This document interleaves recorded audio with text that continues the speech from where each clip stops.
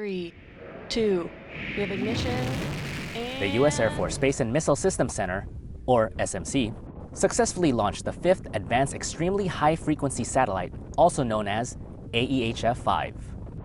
This satellite is part of a communication constellation built by Lockheed Martin for the U.S. Air Force's Space and Missile Systems Center in El Segundo, California.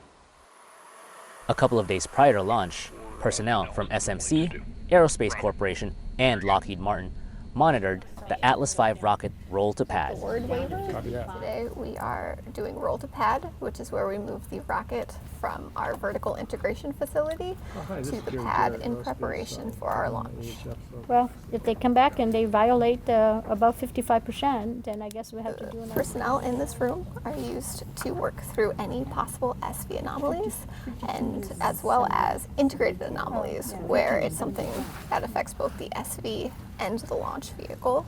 Our role is to make sure that everything gets taken care of and that we can pass up the correct information for the leaders to make a good, educated decision. Please go to SV anom for an anomaly update. To break free from the Earth's gravity and reach space, the AEHF-5 satellite is mounted on the most powerful configuration for the Atlas V rocket, the 551.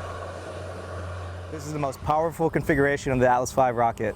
You have 5 solid rocket motors strapped to the side of the booster, and that's going to help the RD-180 get the whole rocket off of the pad. U.S. Air Force SMC engineers like Captain Jeric Mibale monitored the rocket during launch, but also during its development. I reviewed the hardware for the rocket, in particular the RD-180 engine, the RO-10, the solid rocket motors, ordnance, components, just making sure that they're up to engineering design and quality assurance. We have liftoff of the United Launch Alliance. Our role in mission assurance makes sure that the components that we're using to launch these important satellites will perform the way they're supposed to perform.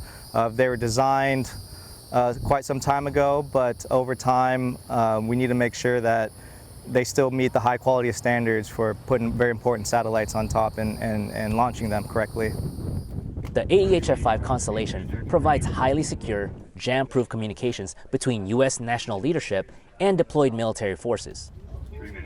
The 6th and final satellite is scheduled to launch in 2020. This is Walter Talens, Cape Canaveral, Florida.